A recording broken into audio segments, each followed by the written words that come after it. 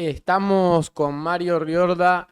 Bueno, él es autor de, además del libro que mencionó, que es muy bueno y particularmente a mí me encantó, que escribió con la psiquiatra Silvia Ventolila. Cualquiera tiene un plan hasta que te pegan en la cara.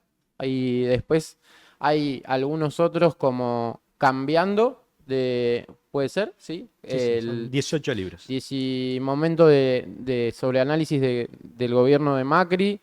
Bueno, después está Comunicación Gubernamental 360, está Las ideologías existen, la gestión del disenso, la construcción del consenso y bueno, como él dijo un montón más, la política del riesgo y son un montón de dimensiones las que podríamos, las que pueden ir a conocer si es que todavía no visitaron estas lecturas.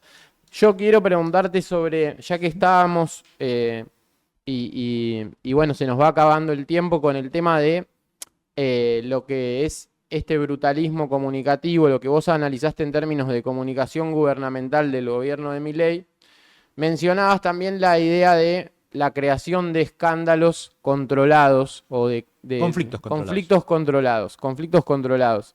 Esta idea del conflicto controlado, ¿crees que fue válida hasta qué punto? Por ejemplo, para el tema de el foro de Davos, ¿cómo lo percibís? Eh, Pareciera que, bueno, Santiago Caputo tiene esta búsqueda de crear conflictos controlados. Sin embargo, pareciera que en algunos casos entra en tensión con la toma de decisiones que no pasa siempre por su propia mesa. Por ejemplo, en el caso de la cuestión cripto de Libra, pareciera haber sido algo que fue directamente entre Karina y el grupo de empresarios. O sea, él ni siquiera llegó a ver el tuit de salida. Y en el caso del discurso, él pareciera haber sido uno de los que intervino o el que intervino fuertemente en lo del foro de Davos, pero ahí entran en colisión dos cosas, porque es un poco la búsqueda de Milei de ser un líder mundial o global que marca agenda a nivel global, y otra cosa diferente es lo que le genera de efectos eso en la Argentina. O sea, como a nivel Argentina ese conflicto parece haber sido de carácter negativo. Hay también toda una discusión sobre, bueno, si el caos tiene ingenieros o no tiene, si todo viene desde abajo. Me interesa conocer en ese sentido cuál es tu visión. La dinámica del conflicto controlado parece ser una rutina en ascenso, o por lo menos constante en todos los gobiernos, sean de izquierda o derecha. Hay riesgo de que el conflicto controlado, que implica mantener una especie de status quo que siempre tenga asimétricamente un poco más de mi favor, sí, hay riesgos. Cualquier gobierno puede fallar en dinámicas de conflicto controlado. El kirchnerismo le iba muy bien con la dinámica del conflicto controlado, enfrentándose con muchos poderes, incluso muy grandes, Clarín, por ejemplo, hasta que pisó el palito, la 125, y quiso manejar una dinámica de conflicto controlado y se transformó en una crisis, ¿sí? Yo creo que en el caso de Davos, no hizo a Milei entrar en crisis, pero sí empezó, o fue un antecedente, de una especie de crujir internacional que probablemente se haya consolidado a partir de lo que estamos charlando, que es el CryptoGate. Digo particularmente ¿por qué? Porque generalmente cuando el gran tema en agenda, en este caso en Argentina era la economía y particularmente la inflación, se satisface, la gente tolera la ideología aunque sea contraria o levemente contraria. Esto también pasó con el kirchnerismo. Cristina ganó con el 54% de los votos y no todo el mundo era de izquierda o de centro izquierda en Argentina, y sin embargo fue apoyada porque había crecimiento económico. Cuando esta variable empieza a crujir por un lado, pero además empieza a parecer que esa dimensión ideológica permea en la vida, en todo, y empieza a afectarme en muchas cosas que no comparto, esto se denomina en la ciencia política el proceso de hiperideologización, ya empieza a joderme un poco. Empieza a joderme un poco. Y esto es lo que empieza a suceder. Distintos estudios, no son nuevos, preelectorales ya lo decían, y ahora también, del propio votante de Milei, no aceptan todo lo que Milei dice. Por ejemplo, la cuestión clarísima de la educación pública, de la salud pública o de lo público como tal, e incluso cuestiones de la libertad individual, incluyendo la identidad sexual.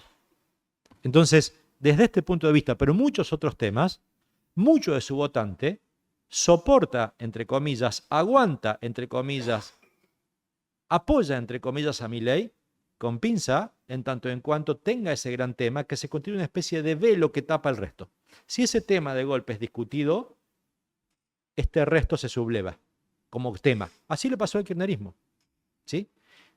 Pero, en este caso, el nivel de brutalidad, y aquí sí usa la palabra brutalidad, con la cual Milei expresa o da la batalla cultural, tiene un nivel de torpeza tan fuerte que me parece que empieza a incomodar cada vez más a muchos de sus votantes. No a todos, pero sí a muchos de sus votantes.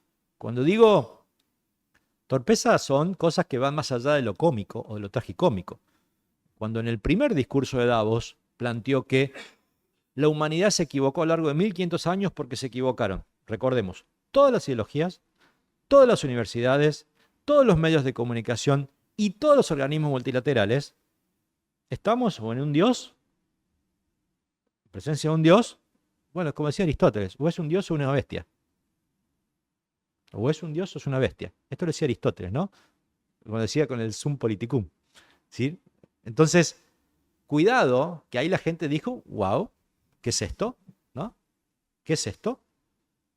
Y luego se le sumó el segundo discurso de Davos, cuando mezcla, el último, cuando mezcla o genera esa ligazón entre homosexualidad y pedofilia, atroz, que generó ni más ni menos que una marcha masiva.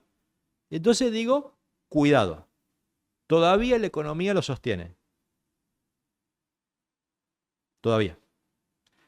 Los procesos de hiperideologización, cuando se meten de una manera tan agobiante en la vida de las personas, en algún punto generan acciones o defensas totalmente reactivas.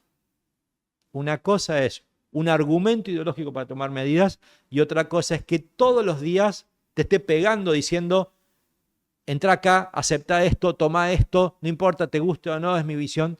Entonces, es curioso que quien defiende la libertad es absolutamente dogmático contra la libertad del otro. No dogmático contra, sino literalmente dogmático en el sentido de que la única libertad es la de él, no la del resto. Y los procesos de hiperideologización molestan, generan un efecto hastío de saturación de las personas, ¿sí? Quizás no es rápido, porque también convengamos que en Argentina, para un gran sector, también ha fallado la ideología anterior. Tal es así que mucho, pero muchísimo de lo que está en el ambiente flotando no es tanto un amor a Milei, sino un espanto por el pasado o un discurso contraidentitario. Ahora, tampoco es esto una novedad en Argentina. En el año 2021 salió un estudio europeo, unos dos más grandes estudios de análisis del discurso, donde la totalidad de los países europeos, básicamente la característica del discurso era contraidentitario, que es, yo no dejo claro qué soy, pero sí tengo clarísimo qué cosa no soy vos. Es decir, mi identidad está construida no por lo que soy, sino por lo que sos vos. Y por lo tanto yo soy siempre lo opuesto. Tal es así que a cada rato, esto se vio mucho con el macrismo respecto del kirchnerismo y se vio mucho de Milei respecto a los otros, que es fuerzan artificialmente los contrastes, en todo, incluso hasta estúpidamente muchas veces, exageradamente muchas veces, ¿sí? Entonces, cuidado con eso, ¿no? Digo, pues literalmente es de un extremo al otro. Literalmente es de un extremo al otro. En Argentina, claro, esto es muy evidente.